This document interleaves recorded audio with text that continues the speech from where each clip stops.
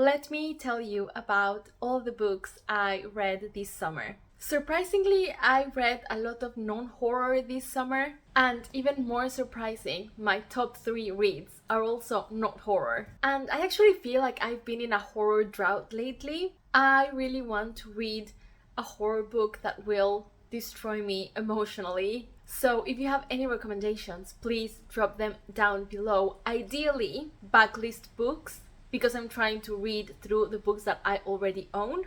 So if you recommend me something, hopefully it will be somewhere in these shelves. I know by this point that suspense is killing you, so let's get started.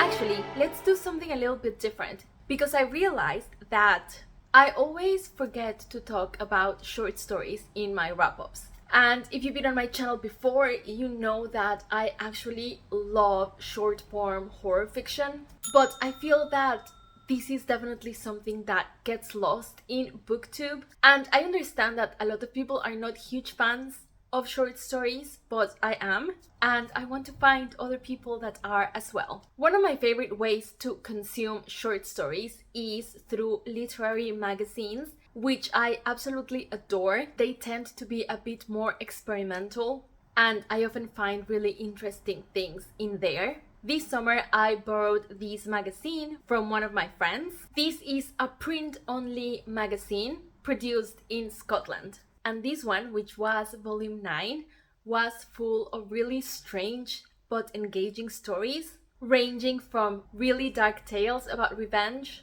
to melancholic stories about feeling like you don't quite belong. Some of them were quite humorous, while others were outright brutal. All the stories are super short, so you can just read one in like 10 minutes. I love the variety, I love the illustrations, so if you're in Scotland, I would definitely recommend picking one of these up. I also read Cat Person by Kristen Rupenian. This was first published in the New Yorker, but it can now be found in this anthology called You Know You Want This. This is a super interesting story about a young woman that starts to date a guy, and that very relatable uncertainty of not knowing if you're safe with this man you barely know.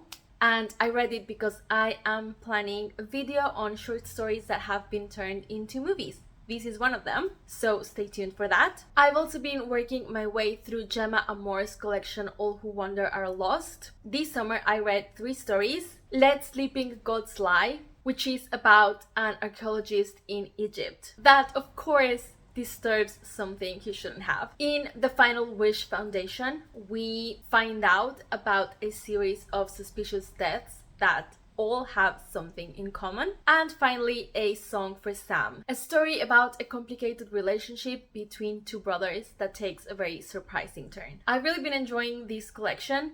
I really think Gemma Moore does short horror really, really well. And because these stories are meant to be set all around the world, this collection makes a very dynamic read that also remains cohesive, which is something that I think is key in a collection. And finally, if you watched my Garbogust vlog, you'll know that I read some stories from last year's Garbology anthology and some stories from this year's Trash Tales anthology. And while they were all incredibly fun, the one that stuck in my mind is You Always Drive Too Fast by S.J. Townend, which is about a man that's having an affair with a traffic light. I know, crazy concept. So, time to talk about the books. Last time I tried something different by ordering them in order of the covers I liked the most, but it was actually really confusing for me. So I'm just gonna stick to my usual format, which is starting with the book I liked the least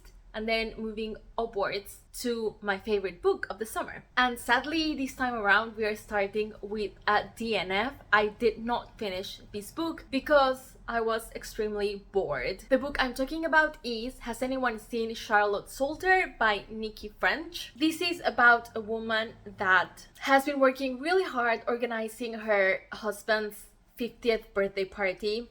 But when the day of the party rolls around, she is nowhere to be seen. And no one has any answers. So we follow mainly her daughter, but also I think 2 of her sons, as First of all, they have to come to terms with the disappearance of their mother, but also try to figure out what happened to her. She was extremely beloved by everyone in their community, so they really have no idea why she would disappear. I was really intrigued by this because it also promised a dual timeline situation, and you know I love those. So the disappearance happens in the 90s, and then the second half was supposed to happen in present day, but I didn't even make it to present day. I found that the storytelling dragged so much. Everything was moving really slowly, and I just did not find the mystery compelling. I'd never read Nikki French before, but she's kind of a big name in the mystery genre, so I assumed this would be good. If you know other books by this author that you enjoyed, please let me know if I should just try something else. Now on to the books that I did finish.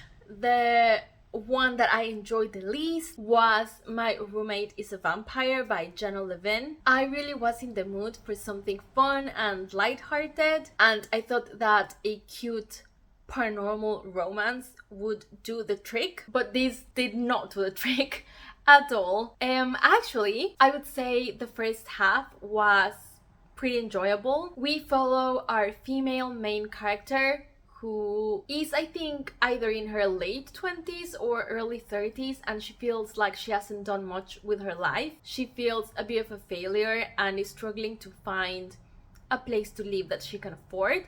And she comes across this odd advertisement for a room in an extremely fancy flat, but for a very low price. So she obviously cannot turn this opportunity down, and she finds that the only caveat is that her roommate's a bit of a weirdo. This roommate, which is obviously the love interest and obviously a vampire, he was a really funny character. I did enjoy him, whereas I found that she was a bit bland. Although I didn't care that much. I mean, bland girls deserve love too. The thing that really put me off is that most of the book was a really cutesy, funny romance, and then out of nowhere the author inserted really cringy sex scenes that I just don't think they fit the tone of the rest of the book, so it was really off-putting, and I just wish she had committed to either cutesy or sexy and just follow that all the way through. These just felt like two romance stories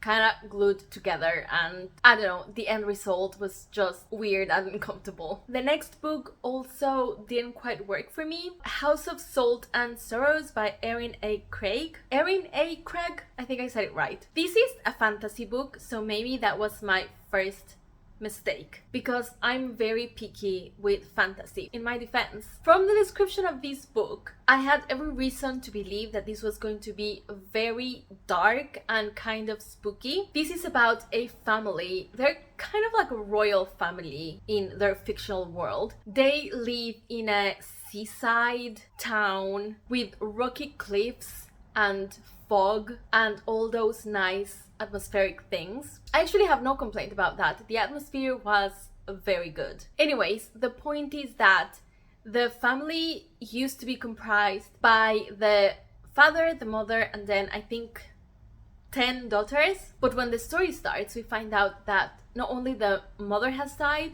but also I think the 3 oldest daughters. And they all died in mysterious circumstances. So there are rumors in the city that this family are cursed, and the surviving daughters start to think that maybe they will all die one by one. I think that concept is really good. And then we also find out that one of the oldest daughters, she has been seeing her dead sisters, and it seems like they're trying to communicate with her and give her a very important message. I would say the first third of the book, I was so hooked. I found the backstory of the family so interesting, and I actually really liked the characters. And then I don't know what happened. I think this is another case where the author wasn't sure what they wanted to do, so they just threw in a little bit of everything. I don't mind some romance in dark fantasy, but there were too many love interests and I didn't really understand what the purpose of any of it was. And then there were too many side plots, and each of the side plot involves like multiple magical things. So I think that's probably where the author got lost. She wanted to include all these magical elements, and in the end, the actual story got lost in the sauce. Lost in the sauce? Is that an expression? Lost in the soup. I don't know. I would have preferred if she just focused on the actual plot. This is also a series and I'm not going to be continuing with it. The next book I didn't love was Revenge of the Living Dummy by R.L. Stine. Obviously, this is for children. I'm not the target audience, but as a huge fan of R.L. Stine and Goosebumps, I do feel like I'm qualified to give my opinion on this.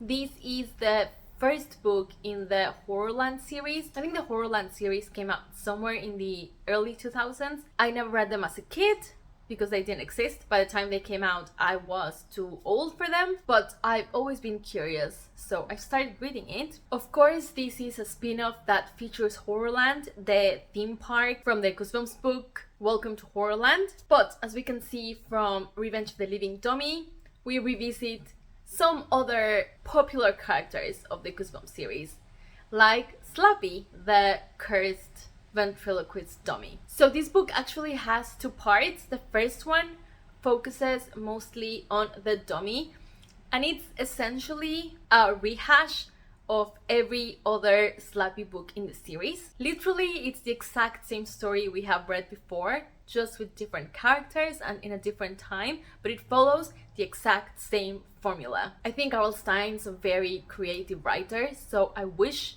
he had tried a little bit harder to come up with something new. And the second part of the book follows the same characters, and now they're going on vacation to Horrorland. And this is also quite similar to the first Horrorland, so it just felt very fan service, which I guess it's fine, but as I said, R.L. Stine's so creative that I'm sure if he had sat down and thought about this for like 5 minutes, he could have come up with something much better. Will I continue with this series? Of course. And let me clarify, I did have fun reading it. I'm just saying that objectively, I don't think it was good. Enough with the negativity, the rest of the books I'm going to talk about, I did like. So after my disappointment with the Nikki French book, I was still in the mood for a thriller, so I chose One Perfect Couple by Ruth Ware. The only Ruth Ware I read before was The Woman in Cabin 10. I did not like that, but I wanted to give her another chance just because she's so popular and she has so many books out that I thought surely there would be one I would like, and I really like this one. One Perfect Couple is about a reality TV show happening in an island, I think somewhere near Indonesia, so it's basically Love Island. I found the main character really funny because she's a scientist that is basically not doing so well at her job, so she's extremely disillusioned with her career. And even though she's not really the type of person that would go on a show like this, her boyfriend is an aspiring actor, and he basically begs her to go on it with him because he thinks it's going to be really good for his career. I won't spoil any of the details, but the point is that a huge storm hits and suddenly all the contestants find themselves stranded in the island. So this is a thriller with a huge survival component, and I love that. And while all of this chaos is happening, it also seems that nature is not the only threat that contestants are exposed to, because it seems like someone in the island wants the others to die. I really enjoy this because even though it's not like a masterpiece, I think it really captures what a thriller is supposed to be.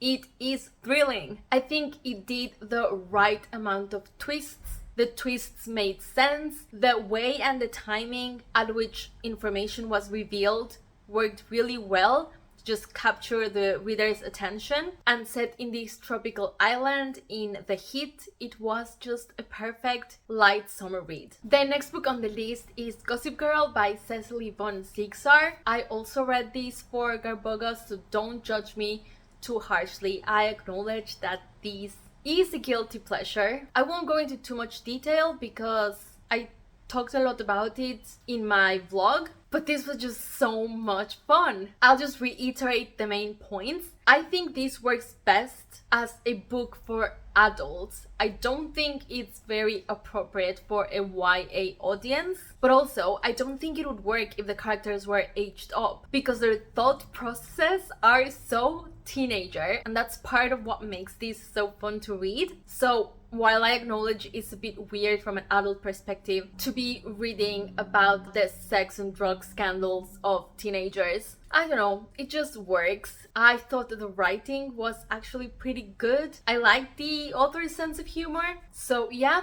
I enjoyed this and I'm not ashamed to say it. So from now on, I'm going to be talking about my top 5 books of the summer. In 5th place, we have Summer of the Monsters by David Sodergren. For me, David Sodergren is a guaranteed good time. This one is set in the 90s in a very small village in Scotland. A teenage daughter and her father have just moved there because they've been struggling after the death of the mother, and the dad just needs some time and space to focus on writing his new novel. So they get this old kind of remote house, which is slightly suspicious because it looks like the previous family just up and left one day. They left everything, as if they had simply run away. And maybe this is related to the legends that are heard around town about the monsters that inhabit the woods. This girl obviously is not so happy about the whole moving thing, so she's having trouble adjusting to her new house, to her new school. She's finding it hard to make friends. But one thing she's been doing is exploring the woods. And one day she comes across something that changes everything. The problem though is that it seems like she's unleashed something that might be a huge threat for the whole town. I always love David Sodergren's books, mainly because of the characters. He always writes great characters, and in this one, most of the story hinges on the relationship between the girl and her dad, and it works so well. It is slightly too cheesy, but because it's set in the 90s, in my mind, it was like a 90s movie, so it worked. The only reason I would say this does not rank as high for me is because it's a coming-of-age story, and I just don't really enjoy those. Also, I don't want to spoil any details, but there is a specific trope that happens in this book that I just really don't like. So really, I think all my complaints boil down to this was just not for me. It's also a bit slower than some of his other books, so I found myself starting to get a little bit impatient. However, at the moment I started to think, oh, I'm a little bit bored, something happened that left me so shocked and was devastating, and I didn't expect the story to take that turn and go there. And it was so horrible, but it was totally in the style of David Sodergren and really brought the story back to life.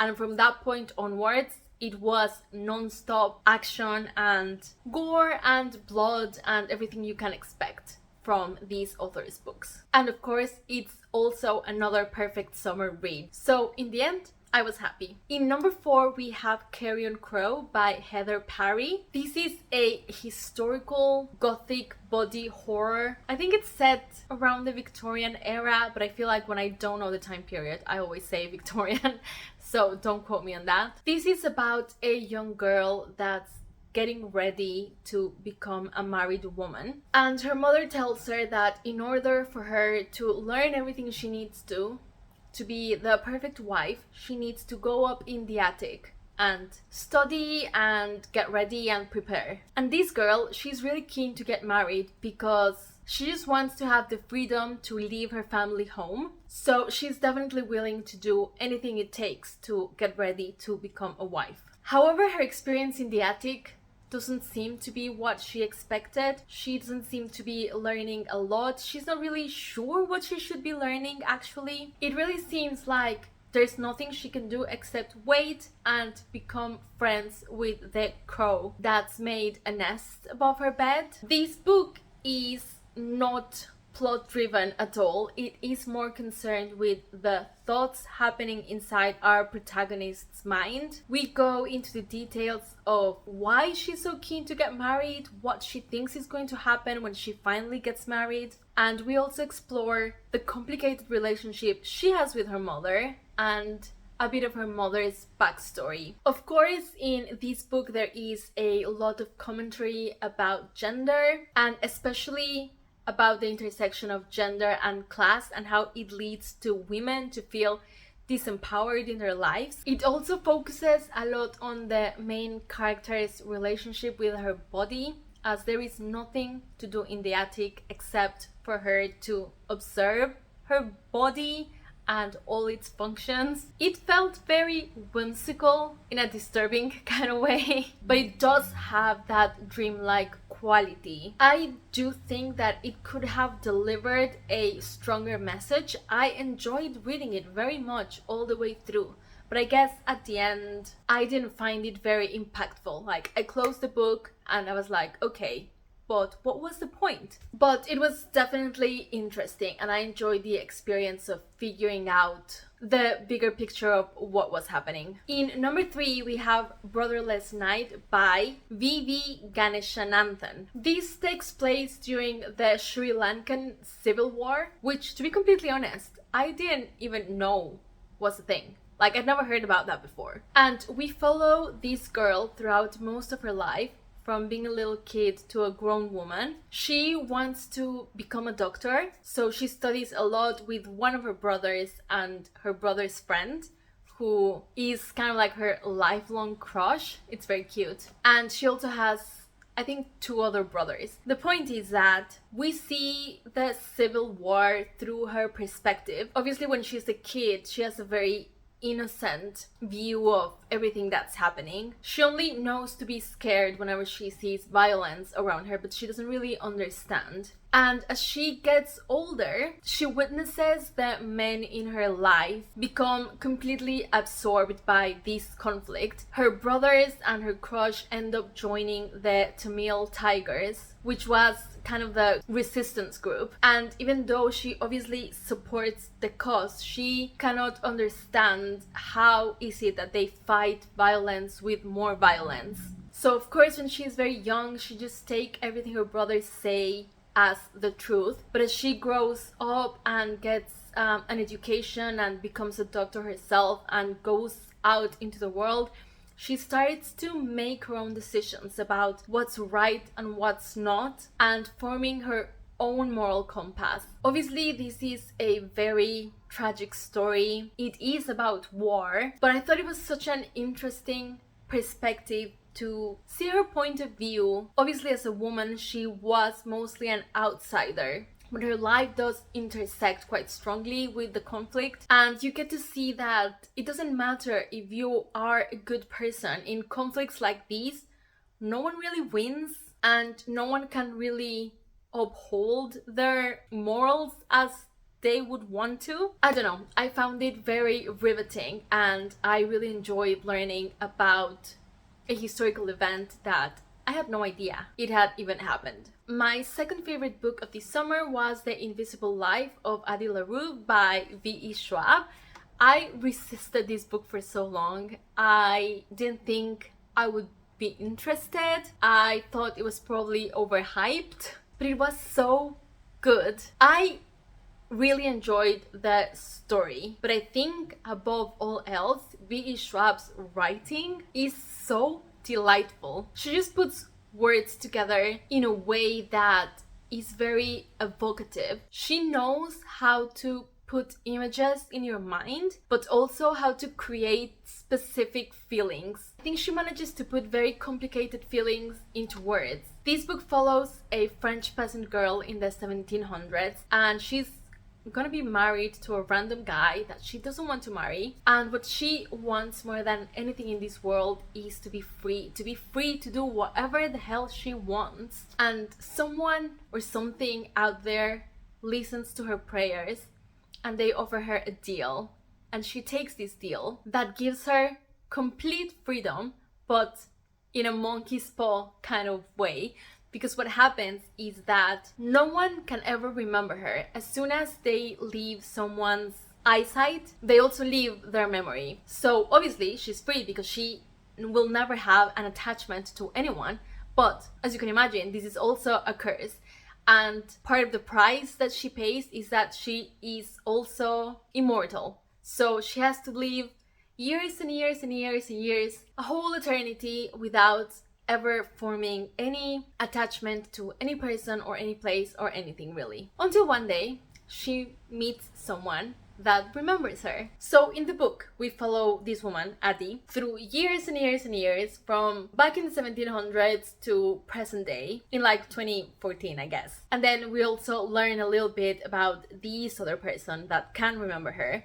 So we start to figure out why is it that he can remember her. But what I liked is that it's not only about them meeting, it's also her story and how she manages to keep finding purpose and a reason to live. She just holds on to little joys in life, even though she's seen it all and done it all. This is kind of a long book. This is kind of drawn out. It's pretty slow, but as I mentioned before, the writing just carries the story, really. So if you don't care that much about the plot like me and enjoy stories more for the feelings they evoke in you, I think this is great. It's very sad at times, but in general, I found it extremely uplifting and just makes you want to live. Go out there and live your life. And finally, my favorite book of the summer was My Brilliant Friend by Elena Ferrante. This is another very praised book that I was skeptical about, but in my opinion, it was worth the hype. This takes place in Italy, basically post-fascism, in a relatively poor or deprived neighborhood in Naples. We follow the life of this little girl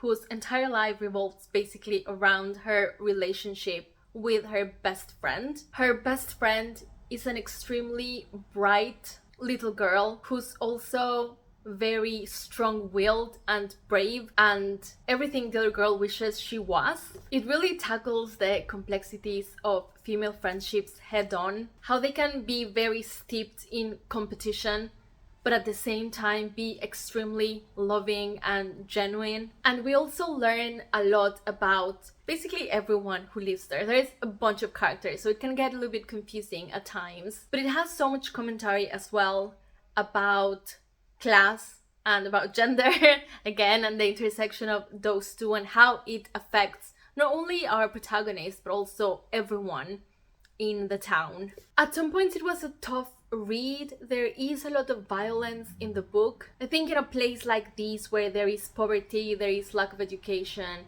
and there is toxic masculinity, the language that everyone understands is the language of violence. So most of these people are living really rough lives, and then you get to see our main character grow up from a child to a teenager, and her friend as well. So that adds that extra layer of conflict. But at least for me, it was so relatable that it felt almost like a relief to see so many of my lived experiences reflected back at me in the book.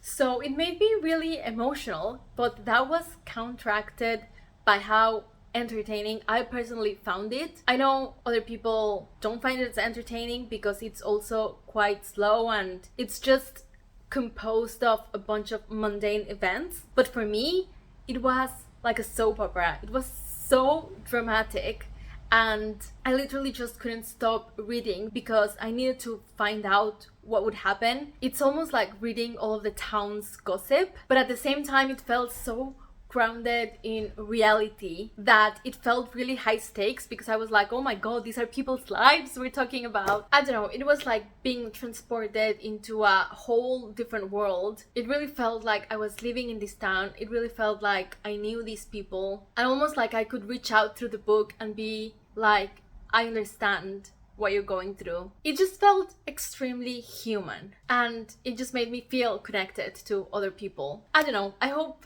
that makes sense. Those are all the books I read this summer. I hope you enjoyed the video. I hope you found something that sounds intriguing to you. Let me know what your favorite book of this summer was, or your favorite movie, or your favorite thing that you do. I always love to hear from you. And I will see you on my next video. The best season is coming up, so don't forget to leave your horror recommendations because I'm going to be reading a lot more horror.